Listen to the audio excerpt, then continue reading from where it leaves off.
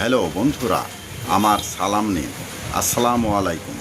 আশা করি আপনারা সবাই ভালো আছেন ইনশাল্লাহ, এবং আমার প্রত্যাশাও তাই। সেই সাথে আমার প্রীতি ও শুভেচ্ছা নিন। আজ এ পর্যায়ে যে বিষয়ে কথা বলবো তা হচ্ছে, সমাজে এক শ্রেণীর মানুষ আছে যারা সবসময়ই অন্যের প্রশংসায় ব্যস্ত থাকে। আসলে এরা প্রশংসা করে না, বরং এদের স্বার্থসিদ্ধির সুযোগের সন্ধানে ব্যস্ত থাকে। এদের থেকে সর্বদা দূরত্বে থাকা সমীচীন হবে। মনে রাখবেন, যে সর্বক্ষণ অন্যের প্রশংসায় পঞ্চমুখ থাকে সে আসলে সুযোগ সন্ধানী। এ পর্যায়ে এখানেই রাখছি।